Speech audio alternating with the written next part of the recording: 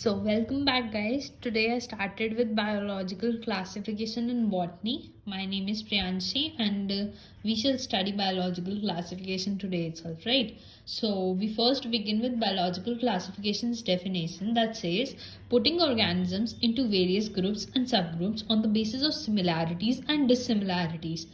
Early attempts of classification were done by Aristotle.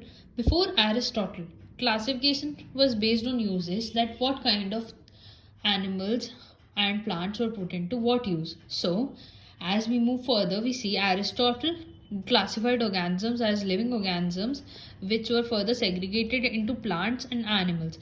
And the point to be noted here is that plants were referred in their habit.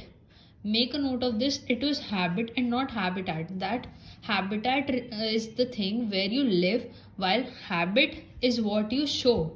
What you have in you, you show it to other people, right? So plants were based on their habit and animals. So next, the plants were further classified as herbs, shrubs and trees, and animals were further classified as anema and anima. Okay, one is A and one is E. So we further move to the properties varying them. Okay, here we see properties like height and stem. Height in herbs was short, in shrubs was medium, in trees was long, and stem was non-woody in herbs, shrubs में woody और tree में woody जिसको हम trunk भी कहते हैं. While in animals, enema में RBC present होते हैं. You must have heard about RBCs, red blood cells or red blood corpuscles, right? And enema में RBC absent होते हैं, right? Now we further move on to the kingdom classifications, like two kingdom classification system that was given by Carolus Linnaeus. Make sure you remember the right spellings for this. Carolus Linnaeus classified organisms under two kingdoms. Now the two kingdoms were Plantae and Animalia, right? So we further look at the characters varying over here. Characters, as we begin with cell wall, and to be sure cell wall is the main criteria for classification over here. Remember this, right? So cell wall present होती है plants में but absent होती है animals में. Locomotion absent होता है plants में but present होता है animals में. न्यूट्रिशन हमारी ऑटोट्रॉफिक भी होती है, हेट्रोट्रॉफिक भी होती है, बट सेग्रीगेटेड. प्लांट्स में ऑटोट्रॉफिक और एनिमल्स में हेट्रोट्रॉफिक. उसके बाद response to stimulus is an important factor over here. The response to stimulus in plants is very slow, while in animals it is fast. That is because of the presence of nervous system in animals. मतलब जैसे हम लोग हैं तो हम में एक nervous system है, तो हम किसी भी चीज़ के लिए फटाफट react कर देते हैं. But plants do not have a nervous system like us, so they do not react fast. They do it slowly, right? Now contractile system is absent in plants while it is present in animals, right? Now we move further to placement done in two kingdom classification system, right? So here we move to Plantae and Animalia. Here we see plants consisted of at that time bacteria, fungi, algae, bryophyte, pteridophyte, gymnosperms and angiosperms, क्योंकि उस time classification नहीं हुई थी basically. और here is a trick for animals that says VIP, V for vertebrates, I for invertebrates and P for protozoa. कोई classification ऐसी नहीं हुई थी जैसे हमारी 5 किंगडम होती है. तो बेसिकली हम यहाँ पे देखते हैं कि बैक्टीरिया जो था वो प्रोकैरियोट था, लेकिन बाकी जो सारे थे फंजाई से लेके एंजियोस्पर्म्स तक जो हमने लिखे हुए हैं वो यूकैरियोट्स थे, राइट? और यहाँ पे वर्टिब्रेट्स और इनवर्टिब्रेट्स जो हैं वो मल्टीसेलुलर थे, बट जो प्रोकैरियोट्स थे वो यूनिसेलुलर थे. उसके बाद हम आगे चलें तो हमारे पास जो बैक्टीरिया होता है वो ऑटो या हेट्रोट्रोफिक दोनों हो सकता है, ठीक है?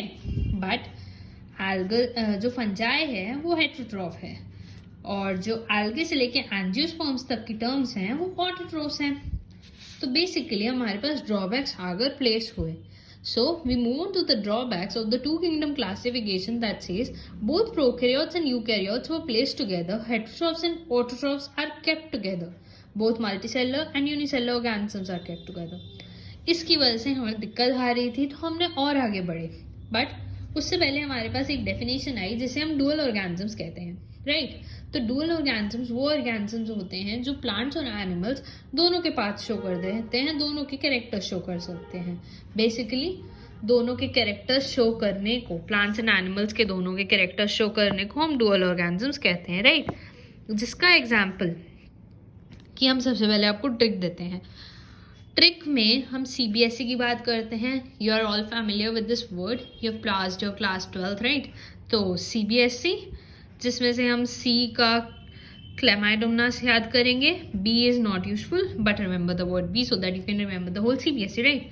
सो S से हम स्लाइम मोल्स याद करेंगे, E से हम यूग्लिना याद करेंगे. आगे हम मूव करते हैं क्लेमाइडोमोनास पे, जिसके हम फीचर्स आगे पढ़ते हैं. सेल वॉल जो होती है वो प्रेजेंट होती है क्लेमाइडोमोनास प्लांट में, राइट. एंड जो फ्लैजिला होता है वो होता है प्रेजेंट एनिमल में. हम आगे चलें तो हमारे पास 3 किंगडम क्लासिफिकेशन आती है जो अर्नेस्ट हैकेल ने दी थी. इन साइंटिस्ट के नाम ढंग से याद रखना, एक वर्ड भी इधर उधर मत करना, नहीं तो वहाँ पे गलती कर दोगे, राइट. तो हम इसमें बात करते हैं 3 किंगडम क्लासिफिकेशन की, that was given by Ernest Haeckel. यहाँ पे हमारे पास नया किंगडम जो हुआ था, प्रपोज हो चुका था, जिसको हम किंगडम प्रोटिस्टा कहते हैं, राइट. तो हमने उसमें प्लेस कर दिए थे fungi, slime mould, protozoa.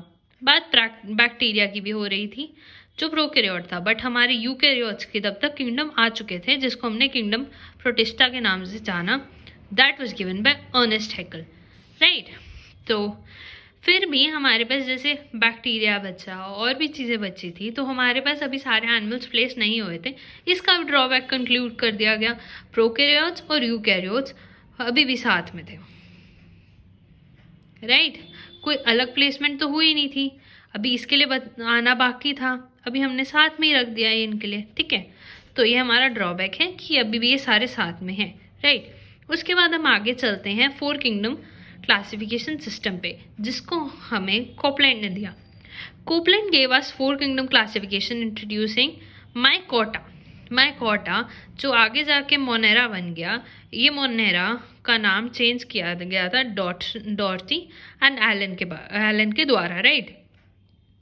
Mycota से शुरू हुए, मोनेरा पहुंचे, मोनेरा में बैक्टीरिया भी आ गया जो प्रोकैरियोट्स थे. किंगडम मोनेरा को हम अभी जानते हैं, पहले हम नहीं जानते थे. देन इसका कोई ड्रॉबैक ज़्यादा था नहीं, वही कि अभी एक बचा था आना जो हमें R.H. विटेकर ने दिया बाद में. 5 kingdom classification system was given by R.H. Whittaker, जो हमारे अमेरिकन टैक्सोनमिस्ट हैं. ये ईयर बहुत इंपॉर्टेंट है क्योंकि 1969 में आया था, ये NCERT में मेंशन्ड है, इसे मत भूलना. R.H. Whittaker, he introduced the 5 kingdom classification known as he introduced the 5 kingdom classification, जिसमें से एक आया किंगडम फंजाई फाइनली, राइट.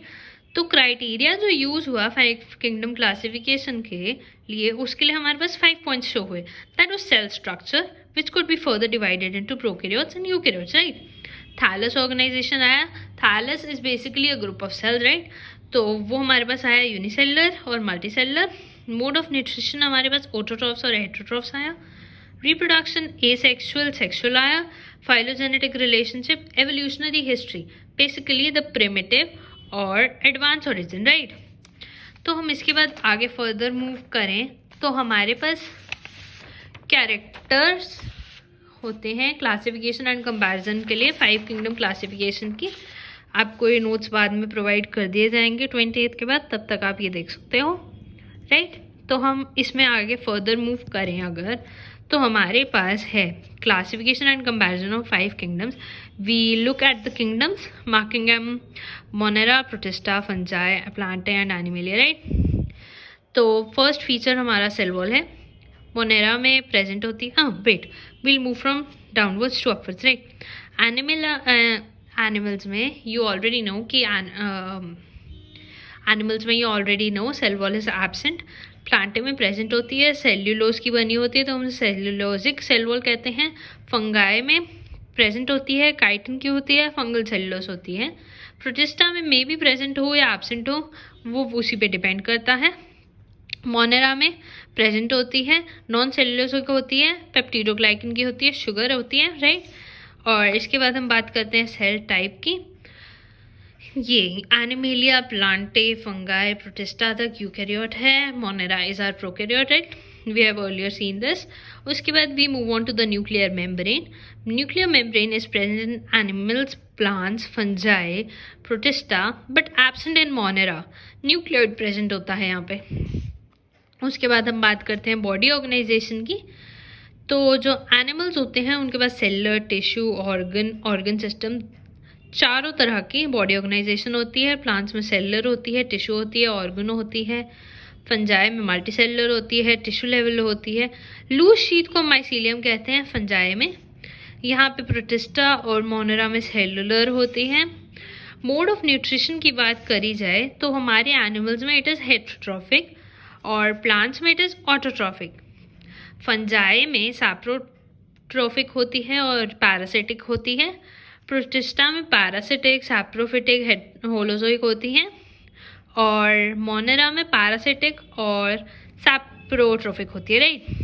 यहाँ पे जो नोट करने वाली बात है कि मैक्सिमम डाइवर्सिटी ऑफ न्यूट्रिशन कहाँ आकर होता है, ये याद रखना कि प्रोटिस्टा में होता है, क्योंकि यहाँ पे तीनों तरह की मोड ऑफ न्यूट्रिशन शो होती है, जैसे parasitic, सैप्रोट्रॉफिक and holozoic, right.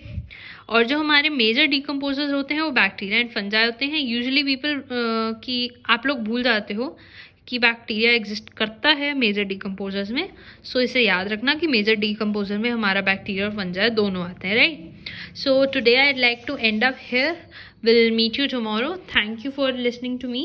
Also, please do not forget to leave a like, and if you have any doubts or anything, you can leave a comment below. Thank you. Please do not forget to subscribe to my channel. I'll be glad if you could give up a good thumbs up to it. Thank you so much. Bye bye. I'll show up tomorrow. Bye.